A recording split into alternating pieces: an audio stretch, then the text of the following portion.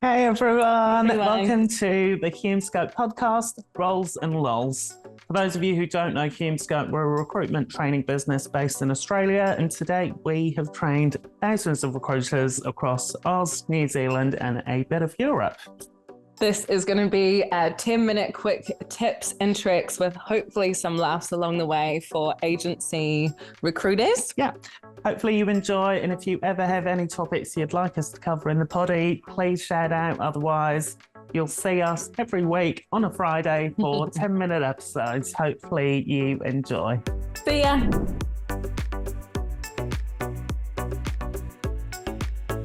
This week's puddy, quick fire, top 5 tips for leaders. Yeah. Now, who wants to go first, Luce? I reckon we tennis ball this. You do one, I do one. All right, let's go. Do you want to start? See if we can get to 10. Yeah. See if we can volley this bitch up. Okay, so first one for me would be clarity on your leadership style.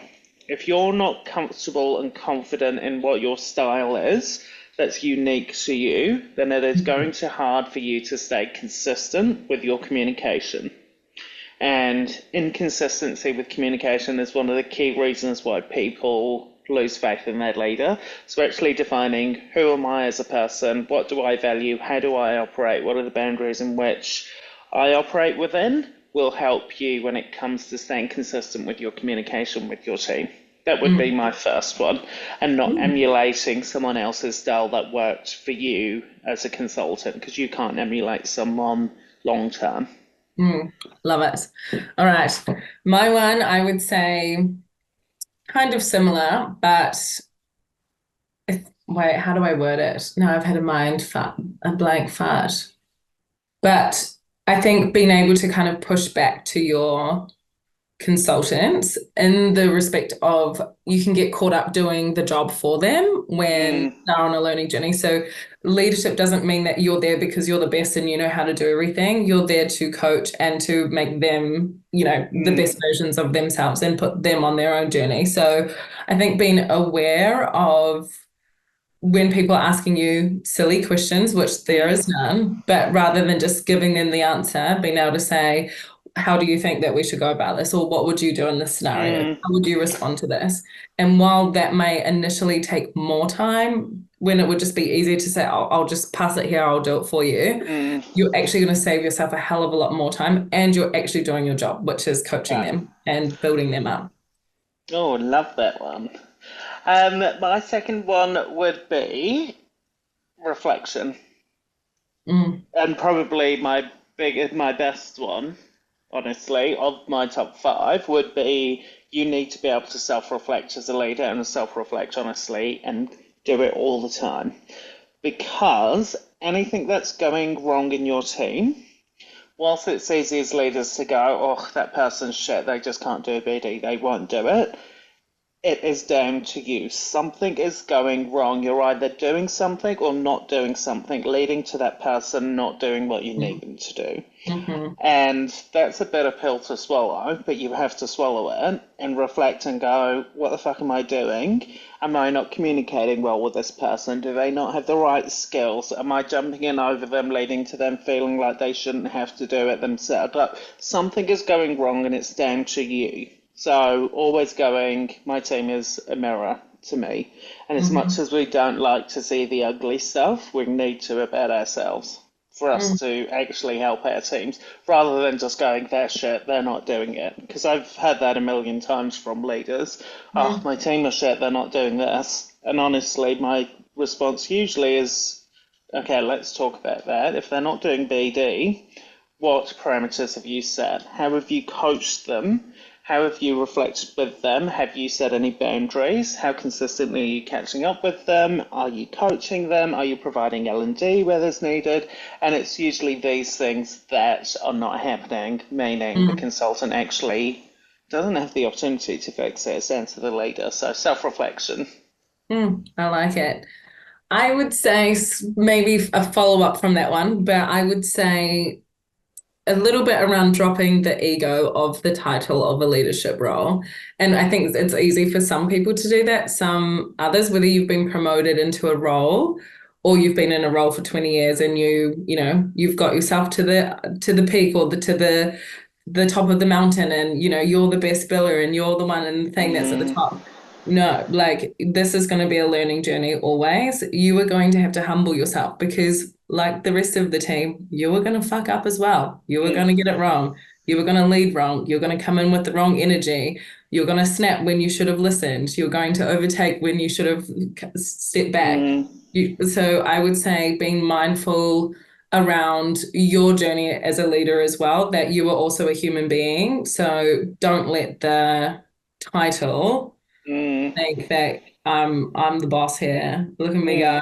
Everyone's gonna do it. Yeah, you are not the best person in the team. You are just one of the team. Your role is just different, and you're on the journey too.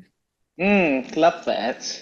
Oh, mine's a follow-on from that. Oh, You we should are not be. bullying here. This is great. You should not be the biggest biller in your team as the leader. If you are, Yes. something is going drastically wrong because your billing's actually, yes, whilst you might still be billing, that's fine, but your biggest value to the team is actually getting the team to bill, not for you to be the biggest biller. Because again, that follows on from yours because that's usually an ego-driven thing. It's the leader going, well, I still want to be the biggest biller. And that will lead you to not having enough time to actually coach and mentor and get your team up to speed. And if you spend more time on getting your team of, say, 4 billing another 100K each, that's way more profitable than just you focusing on billing yourself a little bit more. It's not going to actually do you any favors by being the biggest biller. You shouldn't be. Because if you are, I would hazard a guess, you're probably not super enthused by leading people, and that's also fine. Like, you can just be a big biller. Just do that. Like, don't waste your time with leadership.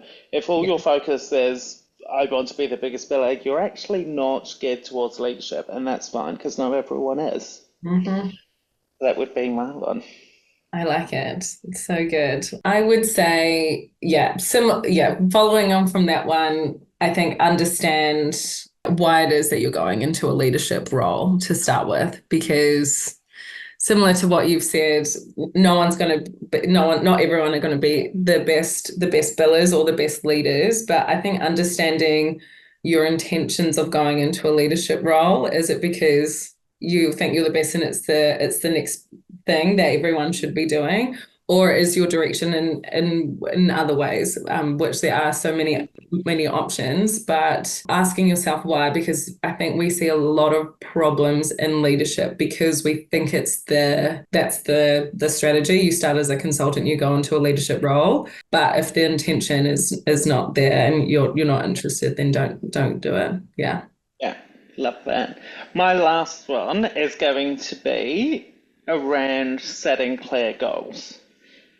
Your team, every single one of them, should know exactly what is expected of them. Not just billings, because if you just tell someone I'm expecting 100K, you're not actually providing them the structure and the boundaries in which they need to know to stay on course.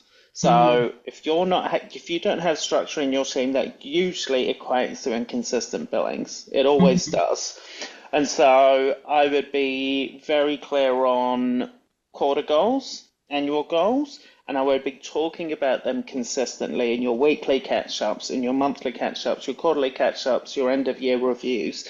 That needs to be very clear. This is our expectation as a business for your role, and hold people accountable. Like, don't be afraid of talking about activity, because that's what will lead to the results. Don't be afraid of talking about it, because all high-performing teams and businesses are constantly talking about the activity because they know it works. Hayes and Randstad got to the sizes that they are because they have got a clear process. They know exactly the formula that works for them, and as much as a lot of people beg them, I'm like, they're massive for a reason. Hayes is huge for a reason. Because they've got process, they've got systems, they've got clarity on what is expected. And it doesn't work for everyone, and that's fine, it's not going to. Yeah. But you need to be able to have those conversations and consistently around activity and clear goals. Love it.